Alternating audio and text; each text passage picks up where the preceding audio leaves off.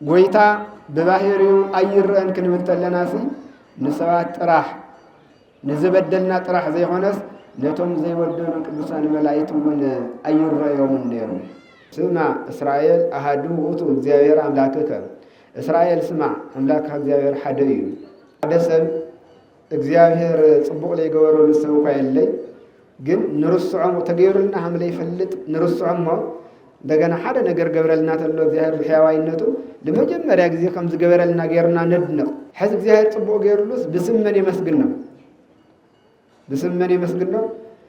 ጭንቅ ልወሲ አይ እግዚአብሔር ያብኻ እግዚአብሔር ያብኻ ታማ ካማ ከምጽ ኮይኑ ዮሐንስ ለከምዚ ከም ተጋርኳ መርዓ ምን ጊዜ ቆይ ቀረ ዋላፍት ጽዋይ ክባይ ዋላፍት ጸላይ ዝነበሮ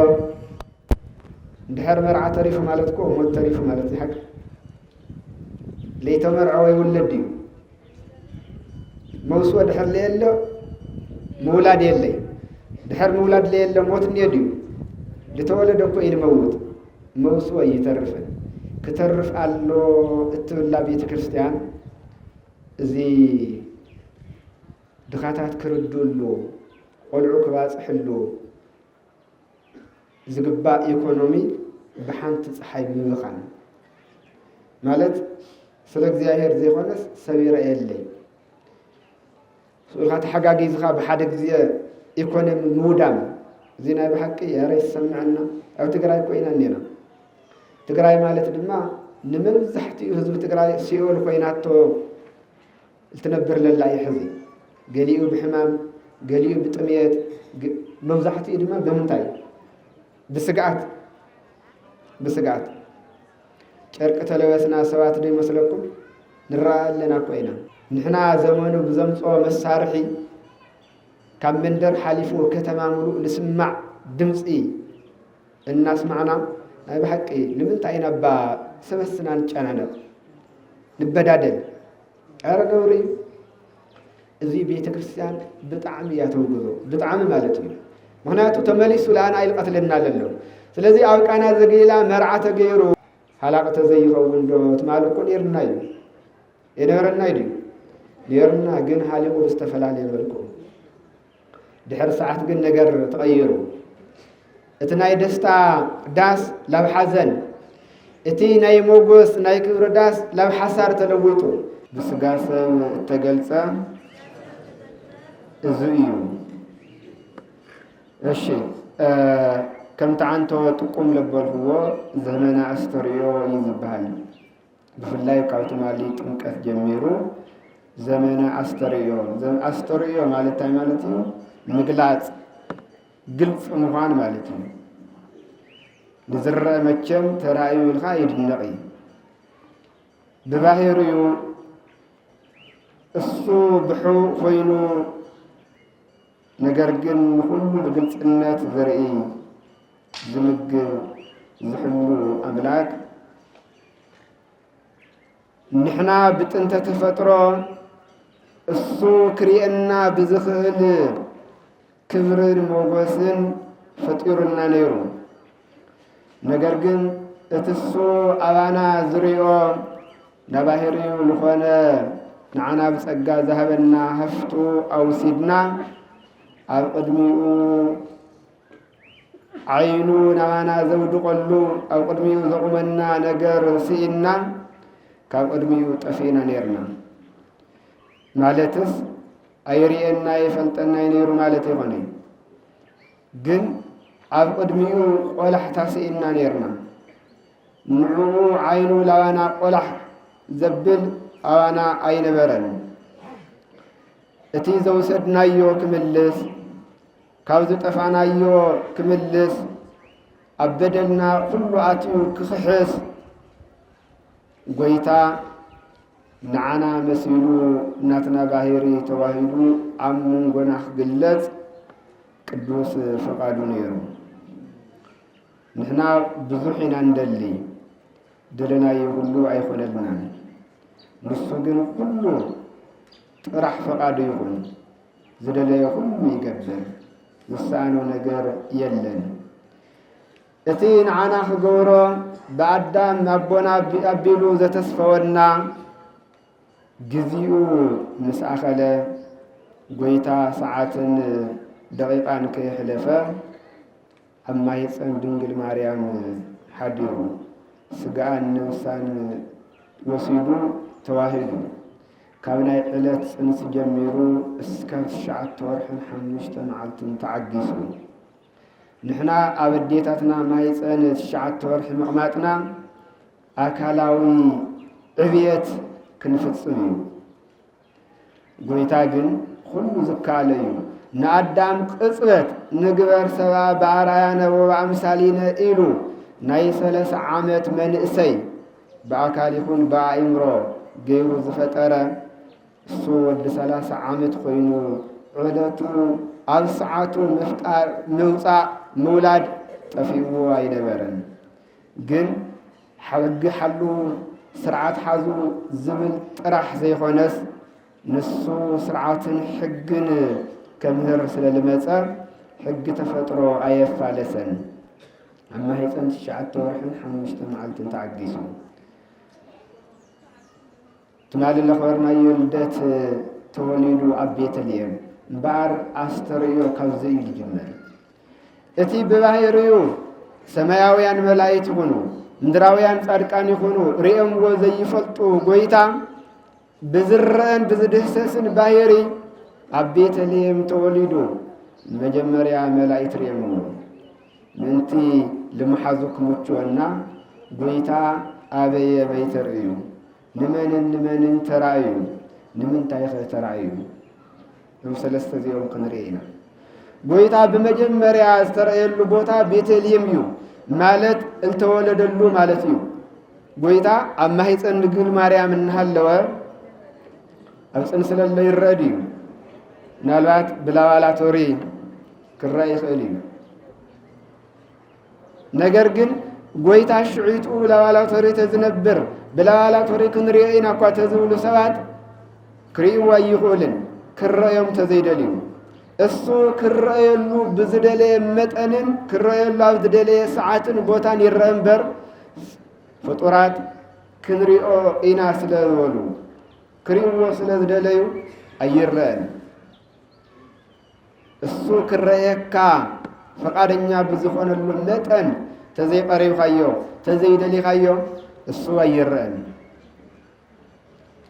ጎይታ ንኩሉ ግልጽ ኮይኑ ብዝረአ ኣካል ተወሊዱ ኣብ ቤተልሔም መጀመርያ ነቶም ካብ ጥንቲ ጀሚሮም ዘያፈትዎም ለመላእክት ይሃብፅዎ ክሪእዎ ንዘመንዮም ንዘፍትዎም መላእክት መጀመርያ ተራእዩ። ኣብ ወንጌል ሉቃስ ምዕራፍ 2 ካብ 8 እስካብ 20 ዘሎ እንድሕሪኢና መልአክ ነቶም በብተራ እንስሶም ዝሕሉ ጓሶት ናይ ጎይታ ልደት የውስሮም። ድሕርቲ መልአክ ብዙሓት ሰራዊት ሰማይ መጺኦም ምስቶም ጓሶት ሓዊሮም የመስግኑ። እቲ መልአክ ዝነገሮም ብእዝኒ ሰሚዕናዮ ካብ ንተርፍ ብዓይንና ኸይድና ንርእየ ኢሎም እቶም ጓሶት ኸይዶም ናብ ቤተልሔም ከምቲ ዝነገሮም ኮይኑ ረኺቦምዎ ደስ እናበሎም ድማ ተመሊሶም። ስለዚ እቲ መልአክ ቀዲሙ ተዘይፈልጥ ነቶም ጓሶት የመፍለጦምን እቲ መልአክ ቀዲሙ ተዘይርኢ ነቶም ጓሶት ኣይምነገሮምን። ስለዚ መን መጀመርያ ርእይዎ? መጀመርያ መን ርእይዎ? መላእክት ርእዮምዎ ዘያፈትዎሙ ለመላእክት ብጥንተ ተፈጥሮ እግዚአብሔር ንመላእክት ፈጢሩ ተሰዊርዎም ካብዚ ዝተልዓለ ድማ ኣብ ሕቶ ኣብ ህሊናዊ ሕቶ ኣትዮም መን እምፂና መን ፈጢርና ኢሎም ደፋር ዲያብሎስ ፍጡር ምዃኑ እናፈለጠ ፈጢረኩም ኢልዎም ምድንጋር ኮይኑ ጎይታ እዚ ስሑት ስሒቱ ከየስሕቶም ወዲቁ ከየውድቆም ኢሉ ብምብራቅ ኣቢሉ ናይ ብርሃን ውሕጅ እንተውሕዘሎም እዚ ጥበብን ፍልጠትን ኮይኑዎም ቅዱስ ቅዱስ ቅዱስ ኢሎም ኣመስጊኖምዎም ግን በአካል ኣይረእይዎን ብባህሪው መን ምዃኑ ግን ኣይፈለጥዎን። እቲ ዘውሕዘሎም ብርሃን ፍልጠትን ጥበብን ኮይኑዎም ኣመስገንዎ እምበር ኣይረእይዎን። ንኣዳም ንግበር ሰብአ በአርአያነ ወአምሳሊነ ኢሉ ኣብ ዝፈጠሮ ሰዓት ካብኡ ዝሐሸት ሓጓስ ተሓጒሶም ምክንያቱ በአርአያ በአምሳሌ ክብል ተሎ ለካ እግዚአብሔር ነዚ ዝመስል ኢሎም ንአዳም ብምርአይ ተሓጒሶም ግን እሱ እውን እኹል ኣይነበረን አርአዩ ምስሉ እምበር እሱ ኣይኮነን ሕዚ እውን ንዕኡ ብዝርአን ብዝድህሰስን ክሪእዎ ይምነዩ ነይሮም ጎይታ አዳምን ዘርኡን ንምድሓን ካብ ጓል አዳም ኣብ ቤተልሔም ኣብ ዝተወለደሉ ግን ምሳሌኡ አርአዩ ዘይኮነስ መን ሪኦም ባዕሉ ሪኦምዎ ባዕሉ ዋላ ህፃን ኮይኑ ይረእይዎ ግን አምላክነቱ ኣይተሰወሮም ኣብ ቤተልሔም ብረእይዎስ ወዲያው ከይዶም ላብ መንበሩ ላብ ጽርሐ አርያም ኣብኡ ተረእይዎ ምሰቡ ምስ መንፈስ ቅዱስ እንዮም እንደገና ወሪዶም ተረእዩ ኣብ ሕቁፉ ድንግል ማርያም እንዮም ገሪምዎም አመስጊኖም ሰጊዶም መን መላእክት እሱ ኣብ መንበሩ ኣብ ጽርሐ አርያም እንሃለወ እሱ ኣብ ሕቁፉ ድንግል ማርያም ተረኺቡ እሱ ኣብ መንበሩ ኮይኑ ብመላእክት እናተመስገነ እንሃለወ እሱ ኣብ ምብላዕ ከፍቲ ደቂሱ ካብ እንስሳት እስትንፋስ ይግበረሉ እሱ መላእክት ብዓይኖም ክሪእዎ ፈቃደኛታት ዘይኾኑ ኣብ ቅድሚኡ ቅንዕ ኢሎም ክሪኡ ፈቃደኛታት ዘይኾኑ ካብ ግርሙ ተልዓለ ነገር ግን እሱ ብጨርቂ ተጠቕሊሉ ኣብ ምብላዕ ከፍቲ ደቂሱ ግሩም ኮይኑ መላእክት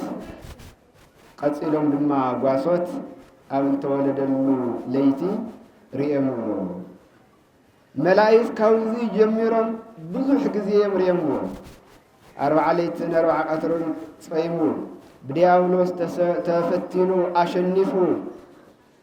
ንዲያብሎስ ኣብ ልሕፈረሉ ሰዓት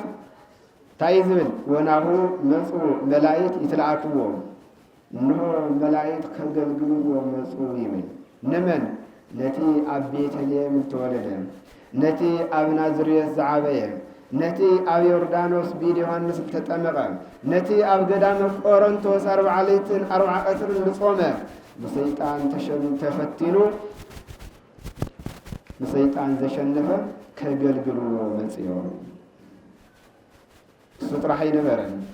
ጎይታ ኣብ ጄቴስ የማኒ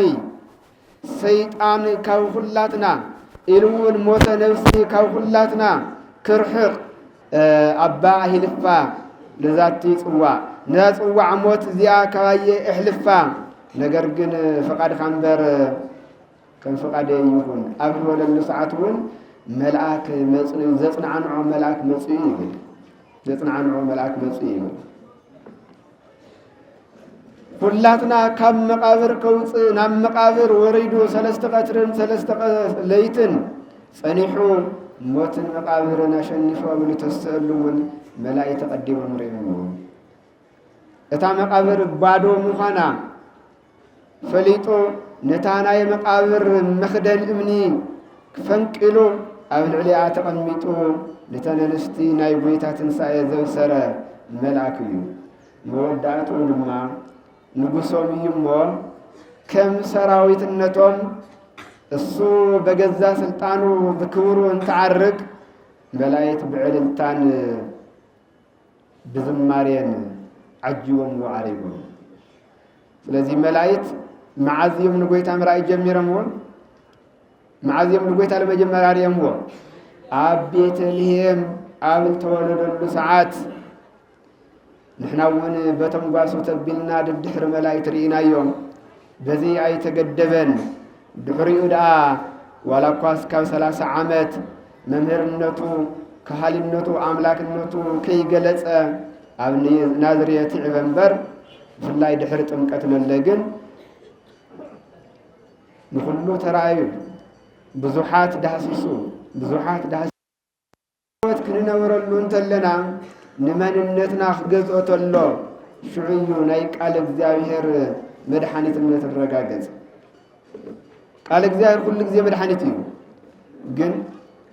كم زدحنك غير خاطر زي تقبل خيوم تزي وسيد خيوم قال እግዚአብሔር ስለልተሰምዐ ጥራሕ ስለልተነገረ ጥራሕ መድኃኒት አይሆነን ሞ ህሊናና ይሰብስበልና ስለዚህ በስጋ ሰብ ተገልጸ መጀመሪያ ጊዜ ንመላእክት ድሕሪኡ ንጓሶት ኣብ ቤተልሔም ብናይ ሰብ ብሓፂር ቁመት ብጸቢብ ደረት ተገለጸ ኢና ንብለና ላሊቃውንት ትውስኽ መምህር ዓለም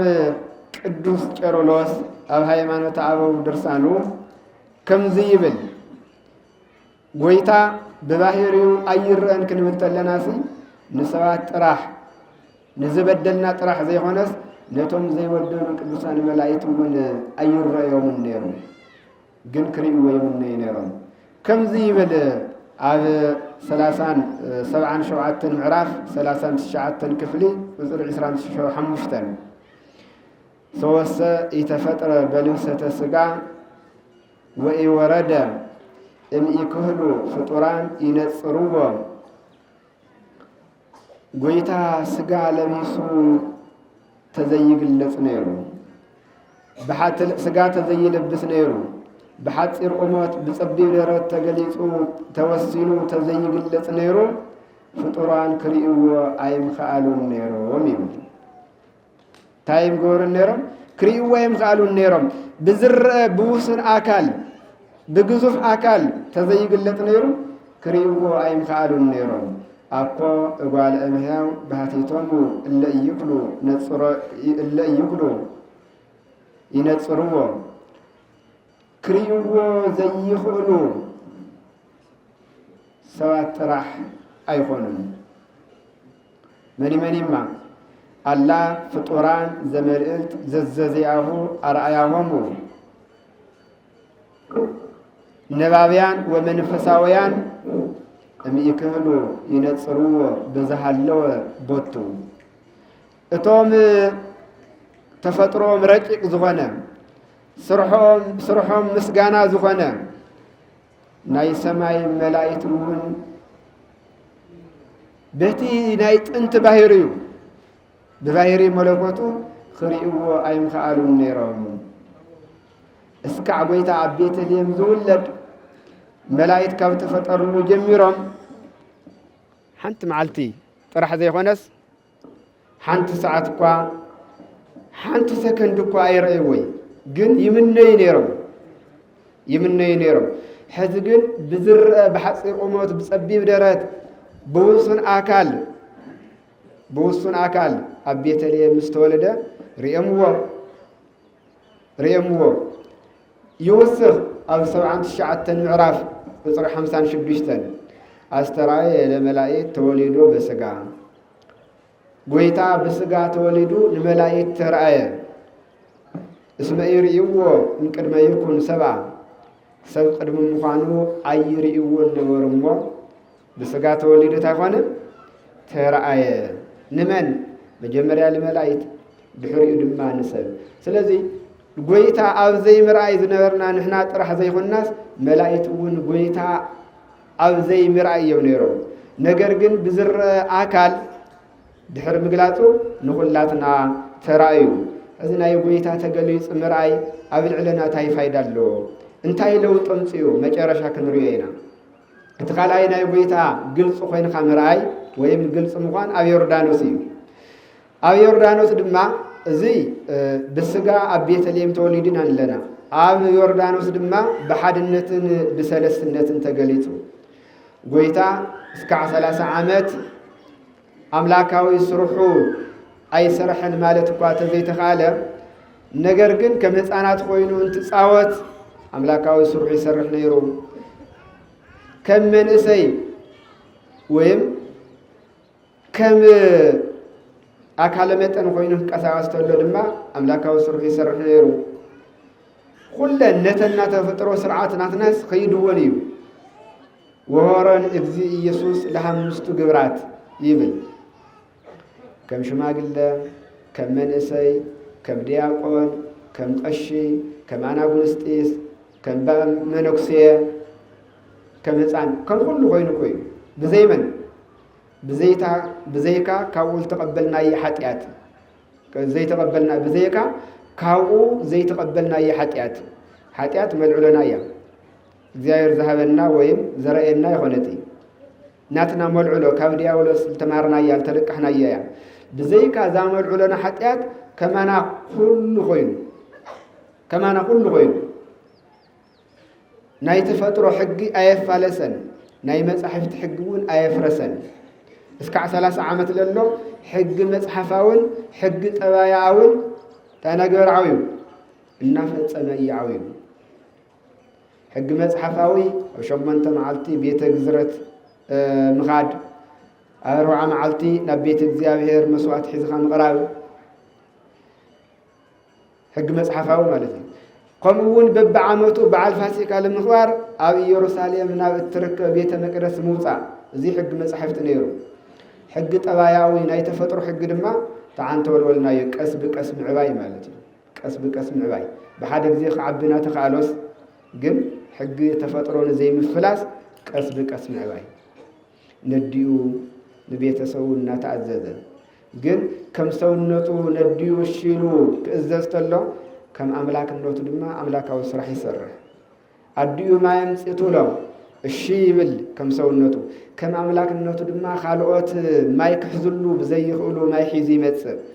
ብልብሱ ብኽዳንና ማይ ሒዝና ንመጽእ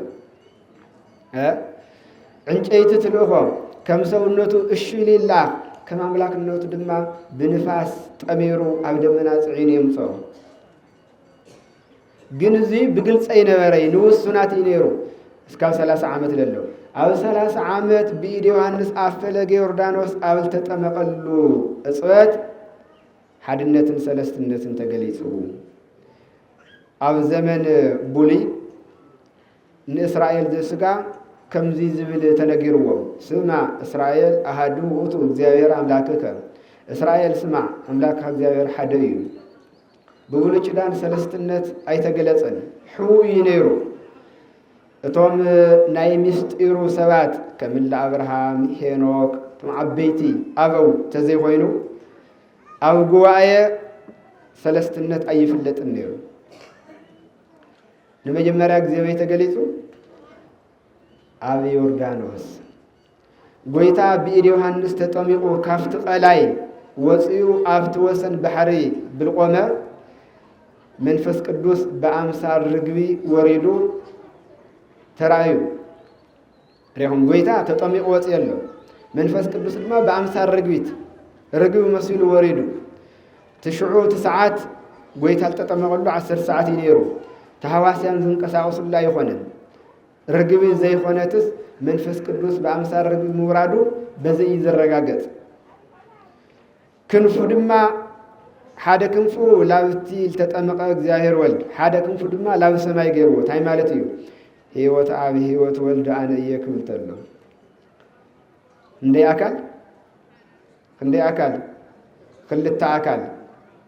ተጠመቀን እቲ በአምሳል ርግቢ ዝወረደን ወልድን መንፈስ ቅዱስን ማለት እዩ እቲ ሳልሳይ አካል ድማ ኣብ ድመና ኮይኑ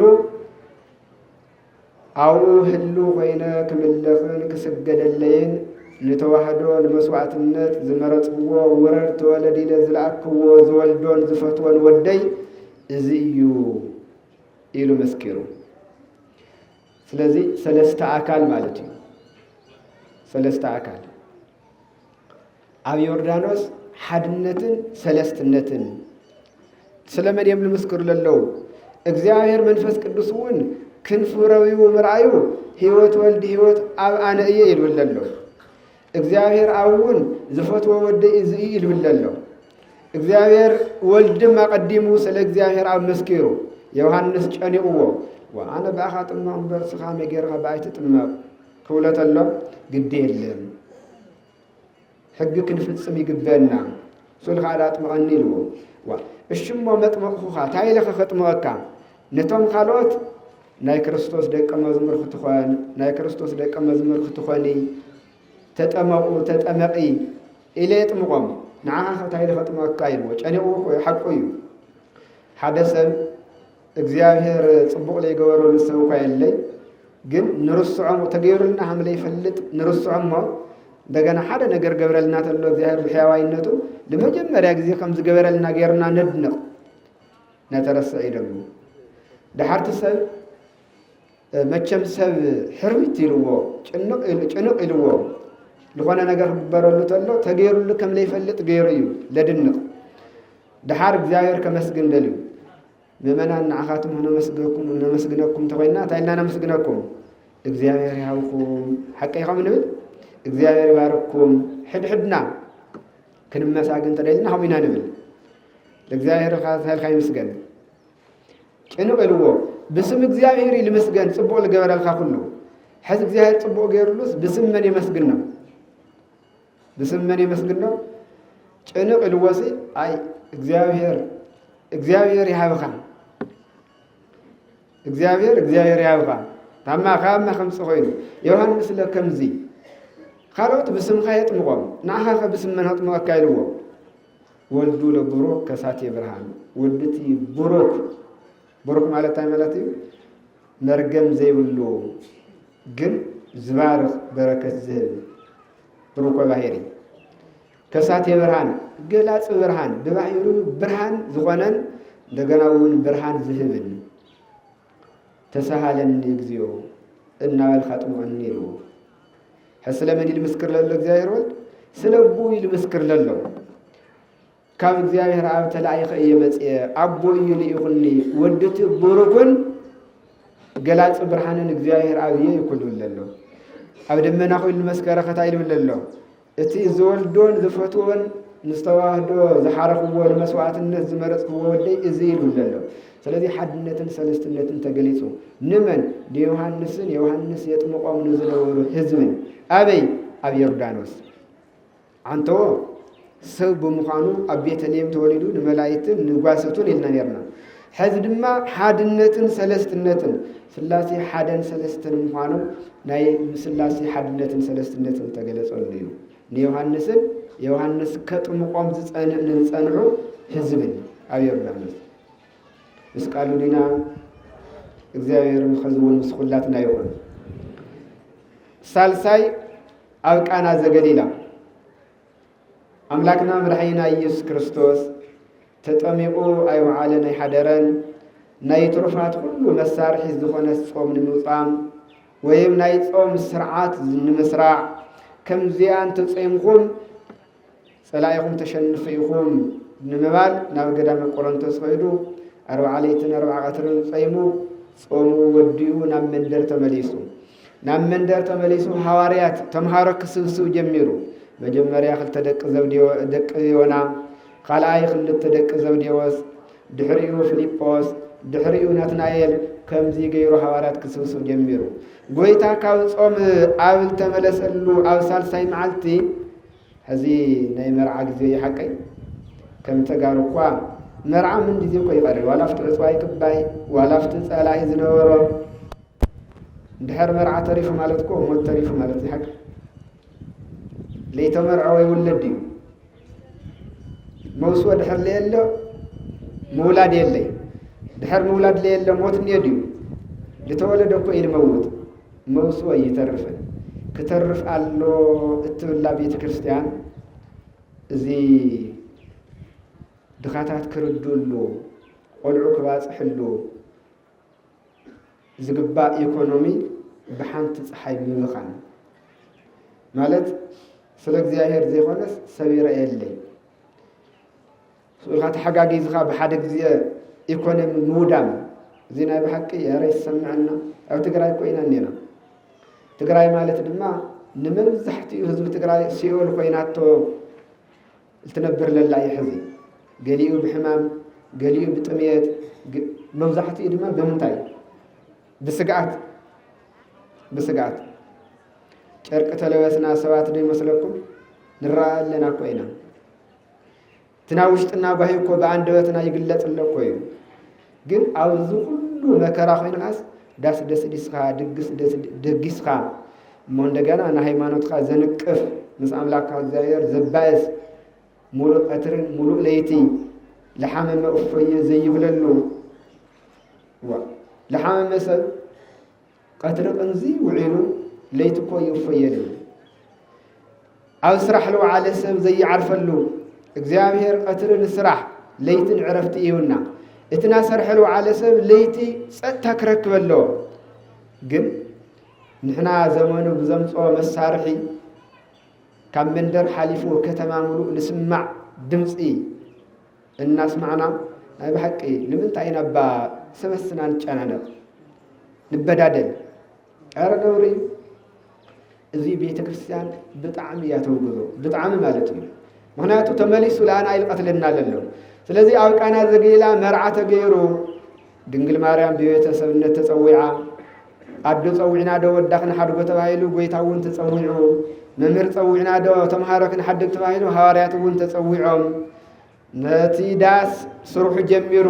ማለት እውን ዕዱም መጽዩ መስተንግዶ ድማ ቀጽሉ ናይ ሰብ ትሕዝቶ ኩሉ ግዜ ሓላቂ حلاقة تزيخون دو تمالكون يرناي ينورناي دي يرنا جن حاليقو بستفلال يملكو دحر ساعات جن نجر تغيرو اتناي دستا داس لو حزن اتي ناي موغوس ناي كبر داس لو حسار تلويتو نمنتاي اقروت توديو دنجل مريم ناي سبغت تنبل ادو رهرتي مچم كبره حيل تلعله سب اندحر تفوتو قصي خاطريو تنو دما تنو نتي بعال ጉዳይ ድንግል ማርያም ሪያቶ ይጫናነቅ ነይሩ ኢሉውን ሕዚ ጋሻተ ወጽይታ ይخقرول ይይሩ ገጻው ገጽ ይንበብ ነይሩ ሰብና ውሽጥ ስምዒት አው ገጽ ይልንበብ ታይ ኮይን ኻይላቶ ከምዚልን ዲዩ ወቅሮት ሓሊቁ ይልዋ ናው ወዳ ሁሉ ለስዕል ወዳ ኸይዳ ወደይ ወይን እኮ የውሎሚ ይላቱ እስቃሉ ዲና ወይን እኮ የውሎሚ ወለደይ ሊቃውንታው ዘየለው እቲ ዮሐንስ ወንጌላውን ጽሐፈልና ስለ ወይን ምህላቅ ጥራሕ እዩ ካልኦት ሊቃውንቱ ነው ተአምረ ማርያም አብ ገጽ 200 ወይን ጥራሕ መስተ ጥራሕ ለይኾነስ እንጀሮ ጸብሑ ለተወዲዩ ከምነበረ ጽሒፎም አለው ግን ለምንታይ ወንጌላዊ ወይን ጥራሕ ጽሒፎ ናይቱ ዳስ ዋና ኮኾብ ወይም ናይቱ ዳስ ዋና ነገር መንነሩ ወይኒ ጋሻ ብላተው ታይድል ዋብ መጀመሪያ ለስተ ደሆነ ይልዋብ حست مجمريا لسته وين اندحر حالي قصي تدحيرو المص ولا تعالوا كحفرت يدحنديو اي يدحنن الص طرح يهوني نايت وداس مغلصي وين ينيرو بفلاي ناي اسرائيل ويني مستمالتي كتزحزي بزمننا بكيميكال بزمناوي تعشق المص للو وين كما يهوني ببحلاو صمقتلو نحزن حزن الى رسل ندكم ندكما يبرتع بفلاي بتي بهلا وسرار حالته طومقه وين ستيو لسخرسب اسكع سلسته معلتي وديقو يصنح نينادنا ያው ናعدنا سخران الاسرار 4 ساعات يتنوي حله ግን ዋላ ለሐደደ አለ ይሆን سخران ይመረጥ ዲዩ ጉቡ ዲዩ አይ ጉቡን ናይ እስራኤል ወይን ግን ሰለስተ መዓልት ሙሉ ግን ትዝገርም أو عدنا مست ولا سخران خاكو تلقى تايل جبركا حصا يل جبركا ودو سخير خاتفلت قدي خايتو لنبر حصا يل جبركا السو ግን አእምሮ ኻይል ይحدثልኻ አእምሮ ኻይ ይحدثልኻ ስለዚህ ናይት ዳስ ናይት ሐጓስ ዋና መግለጽ ማን እዩ ተመስተዩ ማለት ነው ተመስተዩ ስለዚህ ዮሐንስ ወንጌላዊ እቲ ወይኒ ወሲዱ ለጻፈሉ ምክንያት እቲ ናይት ሐጓስ በዓልዋና ጎይታ እቲ ናይት ዳስ ናይት ሐጓስ ምክንያት ለሆነ ወይኒ ድሕር ምህላቁ እሱ ማይላ ወይኒ ለዊጡ ከም ዘሃበ እንበር ሁሉ ተበረከተስ አብስተ ገዛ ተረኺቡ ይልብል ኢሉውን ናይት ሐጓስ ናይ ስርዓት ናይ ሕጊ በዓልዋና ጎይታ ብብሉይ ኪዳን ዘሃበና ሕጊ بماء تمثل بحديث كدان ذهب النحق جن بمنتهي تمثل بوين تمثل ወይኑ ለወይኑን እትጹሪ ወይን ማይል ትሸትት ትጥዕም ሕጊ ወሪ ተሕሊፈ መራር ዝኾነት ህይወት ዝኾነት ሕማም ከብድት ተጥፍእ ሓዳሽ ሕጊ ወንጀል ይሰርዕልኩም ኣለኹ ክብል ተሎ እዩ ክቡራን ክርስቲያን። ስለዚ ወደይ ወይና ሃሊቕዎ ቤላቶ ስታይ ልበላ ስተዴታት ንገራ እንታይ ልበላ ምሳኹም ሞታይ እኒሀኒ ድዩ እዚ ሓደ ውላድ መፅዩስ ኣደዋይ ዚባ ግበረለይ ተልብለክን ወይም ስኻትን ኸይድኽን ንደቅኽን ዚባ ግበረለይ ተልኽን እንታይ ይብለክን ይኾን ታሞኒ እንዲ ምሳኺ ተይሉስ ታይ ማለት እዩ ታይ ማለት ድዩ ኣደይ ዝበልኽን ዘይገብረሉ ምክንያት ምሳኺ ታይ በኣስኒ ድዩ ይሓቀይ እወ እቶም ተቃወምትናሲ ጥራሕ መጽሓፍ ቅዱስ ኮ ይኾን ይልፈልጡ ዋላ ባህል ዓድለ ኮይም ዘይፈልጡ ባህል ዓድለ ኣብ መጽሓፍ ቅዱስ ልሙድ እዩ ሱናማዊት ንነቢይ ኤልሳ ከምኡ እያ ኢላቶ ናይ ዮናስ ኣዶ ክብል እዩ ናይ ዮናስ ኣዶ ንኤልያስ ከምኡ እያ ኢላቶ ስለዚ ታይ በኣስ እኒአን ድዩ ወይም ናይኺ ፈቃድ ለይፍፅመሉ ምሳኺ ታይ ቅሕርንቲ እኒአኒ ድዩ ነገር ግን መልሲ ይውሰድድዋ እሳ ድማ ኸይዳታ ኢላቶም ልበለኩም ኩሉ ግበሩ ኢኹም ኢላቶም ሕዝ ናባእስ ተልኾን ኣይገብረልኸ ይፍፅመልኸ ተልብላስ እሳ ኸይዳ ንዓታቶም ምነገረቶም ነይራ ከመይ ገይራ ትነግሮም ልበለኩም ኩሉ ግበሩ ኢኹም ኢላቶም ፀኒሑ ድማ ጎይታ ንዘን ኣጋንእ ማይ ምልእዎን ኢልዎ መሊኦምዎን ከይተናገረ ብለለዎ ኮይኑ እንታይ ገይርዎ ነዚ ማይ ናብ ወይኒ ለዊጥዎ ቀዲሕኩም ነተቦዳ ሳውዎ እሱዩ ምስጥዒኑ ለሎ ለይሰተየ ጣዕሚ ልፈልጥ ቀዲሖም ሂቦምዎ ጥዕም በቢሉስ ነቲ በዓል ገዛ ፀውዕዎ ስማዓስቲ ከም ልማዱ ሰብ ኩሉ ዝሐሸ ዝበሃል ለቀዲሙ የስትሞ እቲ ቅራሬ ድዩ ወይም ዝነፈሰ ዲኽን ትብላ ዝነፈሰ ነቲ ድሒሩ ልመፀ ማለት ኣጋፅጋዊ ይህብ ይስተየ ንስኻ ግን እቲ ዝተሓተ ኣስቲ ውዒልኻ እዚ ልሐሸ ተወዳዳሪ ዘይብሉ ጣዕሚ ዘለዎ እስካዕ ኸዚ ንምንታይ ኣፅኒሕኻዮ ኢልዎ ኣይፈልጥኮት በዓል ገዛ እሱ ጭንቁ ጥራሕ ይፈልጥ እቶም ልቐዱ ሕለ ማይ ምምልኦም እምበር ከመይ ኢልሃም ተለወጠ ይፈልጡን ስለዚ እቲ ሳልሳይ ምግላፅ ናይ ጎይታ ክብርን ስልጣንን ብስራሕ ኣብ ቃና ዘገሊላ እዩ ኣብ ቃና ዘገሊላ እንታይ ተገሊጹ ናይ ጎይታ ካህልነት ናይ ጎይታ ክብሪ ኣብ ምንታይ ተገሊጹ ኣብ ቃና ዘገሊላ ከም ሰብ ተፀውዑ ኸይዱ ከም ኣምላክ ከዓ ማይላውን ለዊጡ ሰብ ሽምባይ ብህሊንኡስ ተናጊሩ እውን ኢደእቲ እውን ማይላውን ክልውጥ ይኽእል ድዩ ኣይኽእልን መለኮት ካብዚ ላውዚ ካብቲ ክየ ናብዚ ንዓ ካብዚ ንኽየኺድ ይበሃል ድዩ ኣይበሃል እሱ ካብ ክልተ ኣካል ሓደ ኣካል ካብ ክልተ ባሕሪ ሓደ ባሕሪ ዝኾነ ጎይታ ብምዃኑ ከም ሰውነቱ ተፀውዑ ኸይዱ ከም ኣምላክነቱ ከዓ ካህልነቱ ዝገልጽ ማይላው ወይኒ ለዊጡ ክብሪ ምስጋና ለኣምላክና ይኹን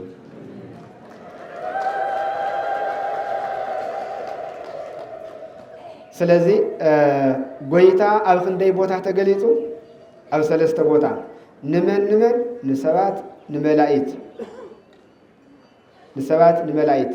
መዓዝ ብልደት ብጥምቀት ብቃና ዘገሊላ እዚኦም ኩሎም ድማ ኣኽቢርናዮም ኢና ኣብ ቃና ዘገሊላ ተምሃሩ እዚ ብረእዩሲ ወሰወርእዩ ስብሃቲሁ ኣምኑ ቦቱ ኣርዳይሁ እቶም ተምሃሩኡ ነዚ ካህልነት እዚ ብረእዩሲ ኣሚነምዎ ይብል ተማን ቃና ዘገሊላ ክብርና እንዲና ና ቃና ዘገሊላ ከተሰብ ይኽእልና እንዲዩ እማ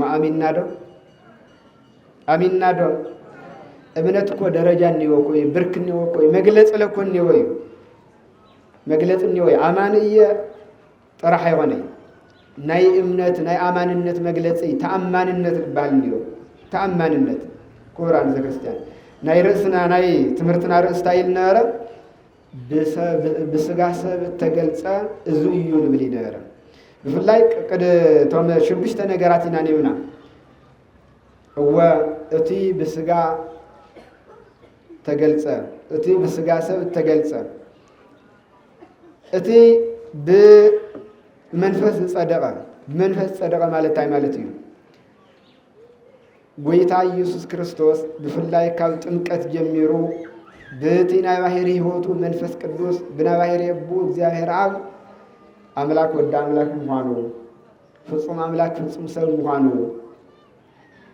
ናይ ዓለም መምህር መሆኑ ካብ ዘረጋገጸ ጀሚሩ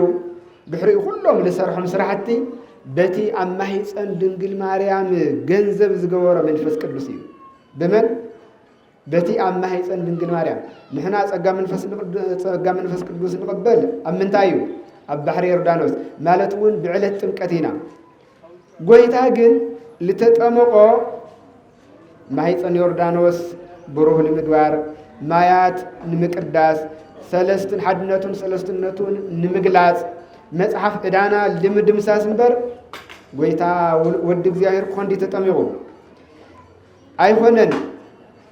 መንፈስ ቅዱስ ናባሂሪ ገንዘው ዝገበሮ ኣብ ማሂፀን ድንግል ማርያም እዩ ነገር ግን ኣብ ጥምቀት እቲ ኣብ በቲ የብህልውኑ ዘሎ በቲ ገንዘው ዝኾነ መንፈስ ቅዱስ ተመስኪርሉ እሱ ጥራሕ ይኾነይ ብጽባሒቱ ናብ ገዳም እውን በቲ ያብህልውኑ ለሎ ናባሂሪ ገንዘው ዝኾነ መንፈስ ቅዱስ ናብ በረኻ ኸይዱ ንጻድቃን ንቅዱሳን ካብ መንደር ኣላዒሉ ናብ ገዳም ልወስዶ መን እዩ ጸጋ መንፈስ ቅዱስ እዩ ንጎይታ ግን ጸጋ መንፈስ ቅዱስ ይኾነ ይወስድዎ መንማ እቲ ገንዘው ዝኾነ መንፈስ ቅዱስ እቲ ገንዘው ዝኾነ እስካሉ ዲና እግዚአብሔር ወስኩላትና ይሁን ስለዚህ በመንፈስ ጸደቀ ማለት አምላክ ወደ አምላክ ምዃኑ በመንፈስ ቅዱስ ተረጋገጸ ማለት እዩ በመንፈስ ጸደቀ ማለት በመላእክት ተራእየ በመላእክት ድማ አምንታ ይለኩም ኣብ ቤተልሔም ድሕርጾም ኣብ ገዳም ቆሮንቶስ ኣብ ጌቴሴማኒ ዕለት ሐሙስ ትንሳኤ መጨረሻ ዕርገት ድማ ዓጅቦም ወዓሪጎም በመላእክት ተራእየ ኣብ ማእኸል ኣሕዛብ ተሰበኸ ንሐዋርያት ወሮ ወመሃሩ ውስተ ኩሉ አጽናፈ ዓለም ወእንዘ ታጠምቅዎሙ በሉ በስመ አብ ወወልድ ወመንፈስ ቅዱስ በስመ አብ ወወልድ መንፈስ ቅዱስ እናጥመቅኩም ደቀ መዛሙርተ ይግበርዎም ኺዱ ዓለም ጫፍ እስከ ጫፍ አምህሩ ኢሉ ብዝለኣኾም መሰረት ናይ ሐዋርያት ስብከት ታይ ነይሩ መንዲ ነይሩ ናይ ሐዋርያት ስብከት ሐዋርያ ቅዱስ ጳውሎስ ከም ዝነገረና ኣብ ቀዳማይ ቆሮንቶስ ምዕራፍ 1 ቁጥር 23 ንሕነሰ ንሰብክ ክርስቶስ ዘተሰቅለ ንሕናስ እቲ ተሰቅለ ክርስቶስ ኢና ንሰብክ ተሰቂሉ ጥራሕ ኢሎም ድዮም ዝሰብኩ ተጸኒሱ ተወሊዱ ተጠሚቁ ተሰቂሉ ሞይቱ መቃብር ወሪዱ መጨረሻ ሞትን መቃብርን አሸኒፉ ሕያው ኮይኑ ተስዩ ድሕሪ 40 መዓልቲ ናብ ሰማያት ዓሪጉ ዳግም ንሕያዋን ንጻድቃንን ንኃጥኣንን ክፈርድ ክመጽእ እዩ ከምዚ ኢሎም ኮይኖም ዝሰብኩ ስለዚ ኣብ ማእኸል ኣሕዛብ ተሰበኸ ኣብ ኩሉ ህዝቢ ዓለም ማለት እዩ ኣብ ማእኸል ኩሉ ህዝቢ ዓለም ተሰበኸ ኣብ ዓለም ድማ ተኣመነ ከም ዘመንና ይኹን ሓደ ዝበዝሐሉ ኣብ ዓለም 8.3 ቢልዮን ህዝቢ እንትነብር ምሕዘን ኢና ብሓቂ በዛ ንሕና ንጽውዕላ ስም ልጽዋዕ እታ ንሕና እነርእያ ለለና ኣምልኮ ዘምልኽ ወይም ስርዓት ዝፍጽም ካብ 250 እስከ 260 ሚልዮን እዩ 250 እስከ 260 ሚልዮን እስቲ እግዚአብሔር ይርኻቶም 8 ገለስ ኣበይ ኣትዩ ሐዋርያት ግን ንዓለም ታይ ገይሮም ወዮ ነይሮም ኣብሪሆም ሁሉ ነይሮም ጨው ኮይኖም መጥዕሞምዎ ነይሮም ብናይ ክርስቶስ ብርሃንነት ይመላለስ ነይሩ ዓለም ካብ ጊዜ ናብ ጊዜ ብፍላይ ኣብ ዝሕዝ ለለናዮ ጊዜ 250 እስከ 60 ለለኸ ኩሉ ጥዑ ይመስለኩም ኣብ ዓድና እኳ ተኸድናስ ኣብ ዓድና ተኸድና ብስም ክርስትና ልነብር ወገን ብዙሕ እኮ እዩ ብጥምቀት ለሓደጋ ገጽ ቤተ ክርስቲያን ርዩ ድምፂ ቤተ ክርስቲያን ሰሚዑ ዘይፈልጥ ኣለና ጭራሽ መጽኢ ዘይፈልጥ ገሊኡ ድማ እዛ መንደቕ ማሸ ኢሉ ትምህርቲ ሰሚዑ ዘይፈልጥ በበር ገይሩ ልምለስ ኣለና ገሊኡ ድማ ኣብቲ ናይ ትምህርቲ ቦታ እኳ ተተረኸበ ኣብ ደገ ዝለመዶ ወግዒ ኣብ ውሽጢ እትዩ እናውግዐ ካብ ትምህርቲ ናፃ ኮይኑ ዝኸይድ ድማ ኣሎ ዋይ ኣረና ብሓቂ እግዚአብሔር ይቅረብ ይበለና ኣረ እግዚአብሔር ይዘከረና استتمرتنا انتقل اللابر سنان من الله سدقين كبران ذا كريستيان እግዚአብሔር ተገሊጹ እግዚአብሔር ተራእዩ ግልጽ ሆይኖ ንሕና ካብ ቅድሚኡ ግልጽ ዲና ንሕና ካብ ቅድሚኡ ንረአዶ ኣብ ቅድሚኡ ምርኣይ ማለት እንታይ ማለት እዩ ኣብ ቅድሚኡ ምርኣይ ማለት ከም ታሱ ተናገረናን ከም ታሱ ዘርአየናን ምንባር እንተሃልዩ بحق قدم እግዚአብሔር ኣብ ዓይን እግዚአብሔር እትዋቲና ኣብ ልብ እግዚአብሔር ቅሩጻቲና እንተ ናይ ቃሉ ትምህርቲ እንተ ናይ ህይወቱ ናብራ አምጺና ዘይንነብር ዘይንትግብር እንተ ኮይና ኣብ ዓይን እግዚአብሔር የለናን ኣብ ቅድሚ ግልጽ ይኾናን ሕዋአቲና ክቡራን ዘክርስቲያን ስለዚህ ብናይ ልደቱ ብናይ ጥምቀቱ ብርሃን نملالس نون عن سوس ببرهان نبي إسحاقياس بمعراف إسراء الشعات يقصر خلته همزي يبل بهير زابلون مدر نفتاليم ترف أراليو معدو يوردانوس ناي أحزاب قليلا عاوز الماس زنبر حزبي عبي برهان ريو يبل عبي تايريو عبي برهان ريو اتي عاوز الماتن ابناي موت صلالوتن زنبر دما تايغوينو برهان وصيلو يبل كبر مسغانا لاملاكنا يقول غويتا واي لسبدي لእግዚአብሔር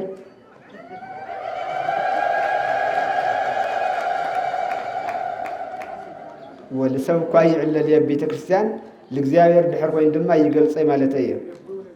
أول إجزاير سلزي كوران زكريستيان ويتا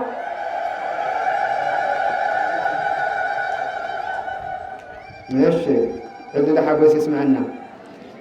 ويتا خحدات لابلص أنعام حمام لابلص أنعام حزن لابلص أنعام مخاد المادي كاب قليلا لاب جمس سدرت له أب جمسي خحدات أني عسل النوريو هكذا أب جمس خحدات أني عسل النوريو حزر ما قويتها سلكته بمي جمير لله بتا يوحنس لمرال نور معدو يوردانوس أم معدو يوردانوس دما ناي أحيزا وغن زخونو نسناي سوريا مواسنتي زنبرو قليلا ذا أحيزا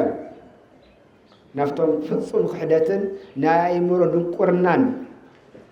لصنعهم سبات خيدو عميروهم عبي برهان للبهللو العالم عبي برهان صحيح نصحاي دما كافتنا باهير برهانو خند فرس እንዳይ ተአክል ቀንሱ ለሰአለ ጎይታ ብርሃን ኮይኑ መጽዩ ጎይታ ይተገሊጽለው ጎይታ ይخيዱ አምሄርዎም ስለዚህ አብይ ብርሃን ሪዮም ኣብ ሕደትን ዝነበሩ ሃይማኖት ኣብ ጽላለቶም ተስፋ ምቁራጽ ዝነበሩ ተስፋ ተዋይዎም አብይ ብርሃን ሪዮም ስለዚህ ክቡራን ዘክርስቲያን حزون عالم بكل ነገር አቋ ጽልመት ምተበለት زي يسلم برهان قدلنا أبونا أونا أرجع وستنذكرهم لما أنتي أبونا أونا أرجع مالتكو كافتي بقبل وصوه نايد بردامو إمبا كاوز نوحو إمبا كويوم نايمن إمبا ناي كريستوس إمبا كريستوس أبهيوتهم قوينون عالم كله لبرها بفلاي نزع الدزيا بفلاي نزع الدزيا ناي كريستوس برهانت أونا أرجعون أو أرجعوا زمسؤول كبسان نارينا يوم أبهيوتهم نكهانات ولدنا عالم برهان مسخاتهم هم كبال تلو تاي مالتيو صحيح حزم يزوريو ورحد حزم يزوريو ويس زناي تكنولوجي وصيت أمبول ناي كهينات برهان النت تناي كريستوس هيوتهم غيرهم أب مأخذ حزب سلري قلاتهم ترى هون يكون برهان نتو نمئمنا نخلاتنا لا كريستوس برهان نخلاتنا يتوهيونا ببرهانو تملالسنا نخالوت دما كنبرهنا هيوت الغوانا قالوا سمعنا نخالوت دما كنمسكرنا كوران زكريستيان قويتها نعانا مسئلو كالترئينا نحناول نعو مسئلنا كنرئ لنا قدمين قويتا حدنا زمثل اللو مغنيات حدنا نعوك نمثليو عدهم للنا نفلترينا قويتا نعانا بممثالو نعوك نمثل عداهم يتلنايو أبونا ونارجعوا ملي سموا زعدا لمن تاي نعو بكل زمان بكل هيوتهم نعو مسيلهم يوم نحنا خلنا عايز نعو نمثل نخون قويتا مسيو لصالوا سمن يرديو العالم ذي قويتا مسيو زقافع سمن يرديو العالم ذي أقواداس نتوم زقافعوه نتوم كل مكر لبصحلو أبوي بزي فلطم يلمو يقرب لهم يقولوا لسألينا يفقر قويتا قويل نحنا كو جنا أفوخي خفتلنا إيدو كيل عللنا كوينا شمتيتنا نودو ويموتو قداتو نمنيلو إذي ناي كريستوس هيوتاي خولي ناي كريستيان هيوتاي خولي سلازي كوران كريستيان قويتا بباهيرنا كابتا قلتا نحناون بيتي أباهيري يولولو تحتنا تعقستي فقري متحللاي مكال وزتا بكل منفساونت أقدمي نقلت أقدمي نرأى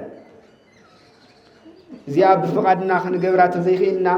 قويتا بكتسوس بقرما من قست متسيو لنا إدنا كفل ينايل سلازي قويتا نفردي نحاتياتنا نفردي كي حسبا نحاتياتنا بنسها نحسبا بنسها أوقدنا السو ذريئو من النتي هلونا أملاك القدسان እግዚአብሔር بسقا كم استقلت لنا نحناون بمنفساوي هيوت أو قدميو تقليتنا سمون مقداس كورو راسك عنا وسوات እግዚአብሔር